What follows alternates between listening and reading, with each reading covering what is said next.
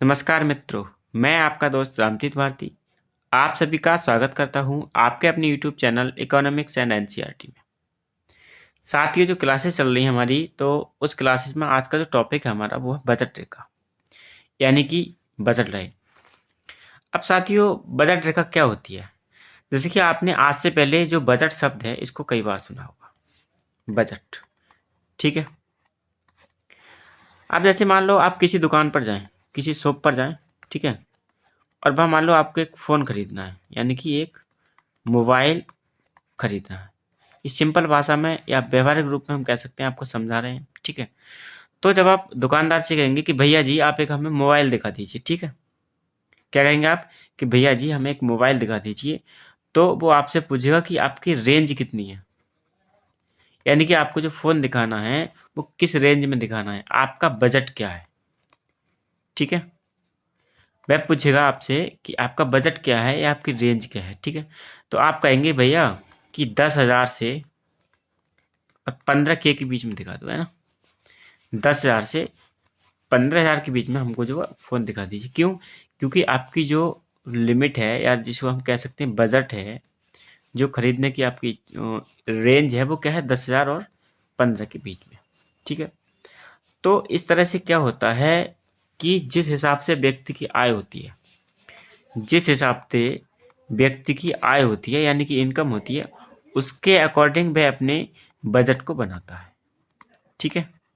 उसके अकॉर्डिंग वह अपने बजट को तैयार करता है और उसी के अनुसार वह अपने खर्चों को करता है।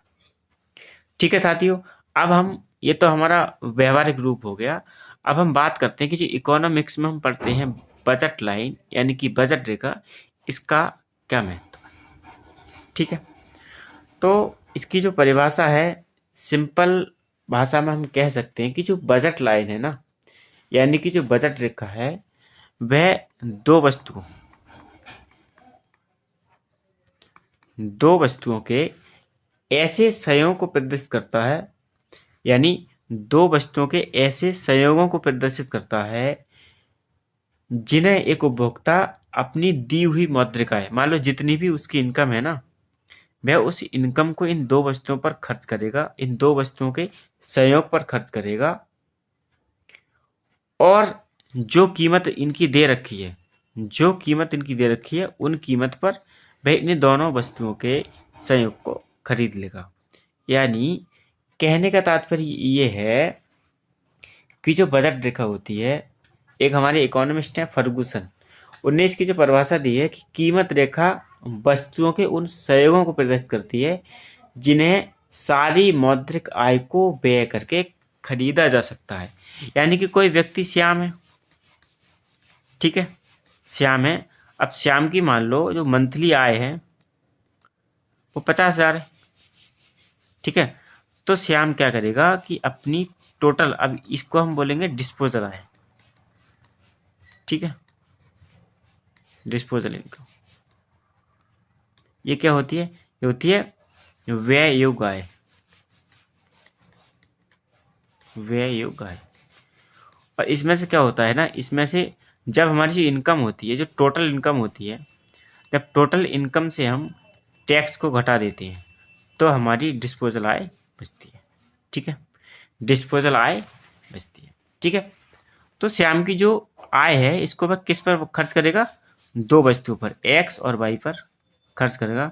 तो इन दोनों वस्तुओं का जो संयोग खरीदेगा श्याम, इन दोनों दोनों वस्तुओं के खरीदने से जो एक लाइन बनेगी, एक बजट लाइन बनेगी, उसको ही हम क्या बोलते हैं? बजट लाइन बोलते हैं। यानी कि बजट लाइन क्या करती है, ये दी गई उपभोक्ता की आय पर, यानी उपभोक्ता की जो दी आय है, जितनी भी आय उपभोक्ता की है, उस आय को वह समझता है किस पर खर्च करेगा, एक्स और वाई के सहयोग पर खर्च करेगा। ठीक है। वही क्या कहलाती है? हमारी बजट रेखा कहलाती है। ठीक है। अब हम आगे आपको बनाकर दिखाते हैं कि जो बजट रेखा होती है वो कैसी होती है। तो साथियों, ये BL बजट लाइन है हमारी। ठीक है। यहाँ पर हमारी दो वस्तु हैं, एक्स और वाई। ठीक है। यहाँ पर वस्तु वाई है हमारी। ठीक है। और यहाँ वस्तु एक्स है। ठीक है। ये दो वस्तु हैं। अब बजट लाइन क्या होती है? देखो, ये बजट लाइन का गणितीय रूप है, गणितीय रूप है। ठीक है। P X into X plus P Y into Y equal to A. जहाँ पर क्या है, पी एक्स बराबर क्या होता है, एक्स वस्तु की कीमत होती है और पी वाई हमारा वाई वस्तु की कीमत होती है, और यहाँ एम बराबर उपभोक्ता की मौद्रिक आय। ठीक है, उपभोक्ता की मौद्रिक आय है। ठीक है, तो आई होप आप सभी को समझ आ गया होगा कि जो बजट लाइन होती है वह क्या होती है। ठीक है साथियों, अब हम बात करते हैं कि जो बजट लाइन है ये किस तरह से काम करती है। अब देखो, मान लो ये हमारी जो बी एल है, यहाँ बी एल ये क्या है, ये बजट लाइन है। ठीक है, बजट लाइन है। अब क्या है कि मान लो कोई एक उपभोक्ता है। ठीक है, उपभोक्ता की जो आय है ना, उस आय के अकॉर्डिंग उसकी बजट लाइन ये है। ठीक है, अब क्या करेगा कि मान लो यहाँ कोई वस्तु है, ये मान लो, ठीक है, इस तरह से, और कुछ वस्तुएं यहाँ है। ठीक है, इस तरह से ये जो पॉइंट है ये कोई वस्तु है, यानी कि वस्तुओं के सहयोग है। अब देखो ये जो है ना बजट लाइन का, ये जो क्या कहलाएगा, ये राइट साइड कहलाएगा। ठीक है, ये राइट साइड कहलाएगा और ये लेफ्ट साइड कहलाएगा। ठीक है, अब वो मान लो कि जैसे अभी बात की थी हमने श्याम के बारे में। ठीक है, तो श्याम की जो मंथली आई थी वो कितनी थी, 50,000 रुपये। ठीक है, अब मान लो कि श्याम ने जो है, जो बीएल बजट लाइन है, इसके अंदर जितना भी ये जो एरिया है, इतना एरिया है, इन चीज़ों को वो क्या कर रहा है, खरीद रहा है। और इन चीज़ों को खरीदने के बाद उसकी जो आय है ना, वो टोटल क्या होती है, खर्च हो जाती है। ठीक है, या फिर हम ये कह सकते हैं कि जब ये इस लाइन पर यहाँ तक पहुंचेगा, इस लाइन तक, तो इस लाइन के अंदर अंदर उसकी जो आय है ना, वो सारी समाप्त हो जाएगी। अगर इसको इस लाइन से ऊपर जाना है, यानी कि इन वस्तुओं को खरीदना है।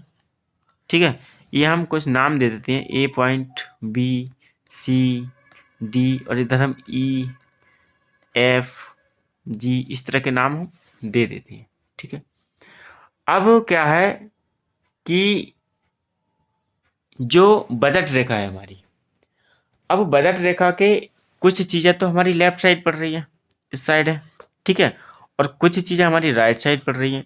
तो जो राइट साइड चीज़ें पड़ रही है ना, जो वस्तुएं या जो सहयोग पड़ रहे हैं, ये क्या है, ये उपभोक्ता के बजट से बाहर है। ठीक है, ये उपभोक्ता के बजट से बाहर है। ठीक है, और ये वाली चीजें कहाँ है, ये उपभोक्ता के बजट में है, उपभोक्ता के बजट में है। ये उपभोक्ता के बजट में है यहाँ वाली चीजें, और जो इधर इसके जो राइट साइड जो चीजें जो सहयोग स्थित हैं, वो उपभोक्ता के बजट से बाहर है। ठीक है, तो जाहिर सी बात है कि जो उपभोक्ता है वो इन सहयोगों को, इन जो ये सहयोग हैं इधर वाले लेफ्ट साइड वाले, इनको वह खरीद लेगा। ठीक है, क्यों, क्योंकि ये उसके बजट के अंदर आ रही है। ठीक है, तो साथियों यही हमारी क्या है, यही हमारी बजट लाइन है। ठीक है, यही हमारी क्या है, यही हमारी बजट लाइन है। अब इसमें कुछ जो बजट लाइन जो है, इसके 3 जो प्रकार होते हैं उसको हम बात कर लेते हैं। वो प्रकार है कि अगर बजट लाइन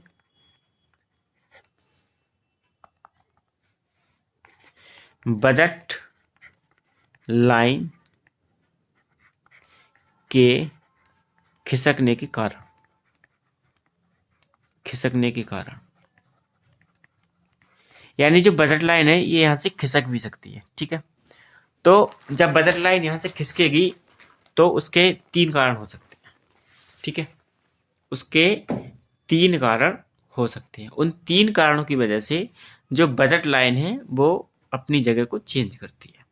ठीक है, इसे बोलते हैं हम shifting of the budget line. तो मान लो कि अगर एक ऐसी सिचुएशन है एक ऐसी सिचुएशन है कि मान लो श्याम था हमारा, तो श्याम की आय कितनी थी? 50,000। ठीक है। अब वो क्या हो कि श्याम की जो इनकम है ये क्या हो जाए? इंक्रीज हो जाए, मान लो 60,000 हो जाए। ठीक है। कितनी हो जाए? 60,000 हो जाए। तो देखो जो इसकी बजट लाइन थी ये वाली, मान लो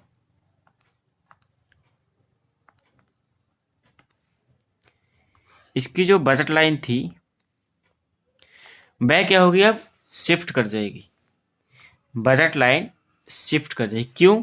क्योंकि व्यक्ति की जब आय बढ़ती है, व्यक्ति की जब आय बढ़ती है तो जो बजट लाइन होती है वह किधर को शिफ्ट कर जाती है? राइट साइड को। व्यक्ति की जो बजट लाइन है या बजट रेखा है वो राइट साइड को शिफ्ट कर जाती है। ठीक है।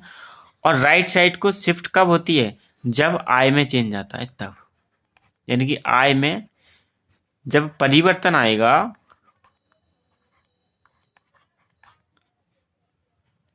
तो वह क्या होगी?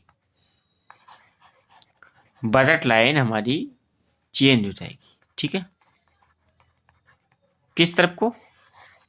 राइट साइड को। ठीक है। तो आपको सीधी सी ये बात याद रखनी है कि जब व्यक्ति के या उपभोक्ता के आय में चेंज आता है, जब आय में चेंज आता है यानी कि आय में जब बदलाव आता है या परिवर्तन आता है, उसकी वजह से जो बजट लाइन है वो राइट साइड को शिफ्ट कर जाती है, राइट साइड को शिफ्ट कर जाती है। ठीक है, कर जाती है। तो ये हमारा पहला केस हो गया। अब हम दूसरे केस के बारे में बात करेंगे कि जैसे मान लो उपभोक्ता की आय में जब चेंज आ रहा है तब तो क्या है? तब बजट लाइन, जो बजट लाइन है वो पूरी की पूरी राइट साइड को शिफ्ट हो रही है।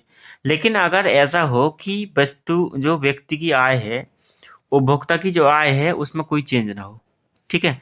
उपभोक्ता की आय में कोई चेंज ना हो लेकिन वस्तु की कीमत में चेंज हो जाए, तब जो हमारी बजट लाइन है वो किस प्रकार से शिफ्ट होती है।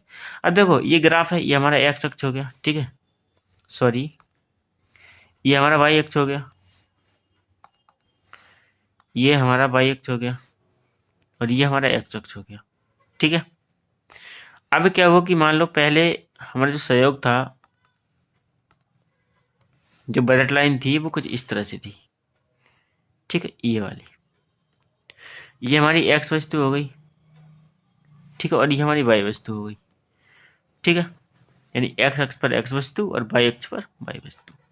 अब मान लो क्या हुआ कि इस वस्तु, जो वस्तु एक्स है, एक्स वस्तु की कीमत में क्या होती है? कमी आ जाती है। एक्स वस्तु की कीमत में कमी आ जाती है, यानी जो एक्स वस्तु है इसकी कीमत में क्या हो रहा है? इसकी कीमत में कमी आ रही है। ठीक है। तो जाहिर सी बात है कि एक्स वस्तु की कीमत में कमी आने की वजह से उपभोक्ता क्या करेगा? उपभोक्ता एक्स वस्तु की डिमांड को क्या करेगा? बढ़ा देगा। डिमांड को क्या करेगा? इंक्रीज कर देगा, बढ़ा देगा। तो मान लो कि ये कोई पॉइंट है। ठीक है, मान लो ये है पी। ठीक है, और ये है P1। P1 पर क्या हुआ? जो प्राइस हमारा है वो डिक्रीज चला गया है। तो जब प्राइस डिक्रीज जा रहा है एक्स वस्तु का, तो उपभोक्ता क्या करेगा? उपभोक्ता उपभोक्ता एक्स वस्तु की मांग क्या करेगा? अधिक करेगा। ठीक है, और इसका जो इसकी जो बजट लाइन होगी वो क्या होगी? एक्स अक्ष पर शिफ्ट कर जाएगी। ठीक है, तो इसी को हम क्या बोलते हैं? ये हमारा किसकी वजह से आ रहा है? कीमत की वजह से चेंज आ रहा है। ठीक है, इससे पहले किसकी वजह से चेंज आया था? आई की वजह से चेंज आया था। अब अगर तीसरा केस हमारा ऐसी कंडीशन हो जाए कि एक्स वस्तु का जो प्राइस है उसमें भी चेंज आ जाए। ठीक है, और बाई वस्तु का जो प्राइस है उसमें भी चेंज आ जाए। इस कंडीशन में जो बजट लाइन है वो किस प्रकार से बनती है?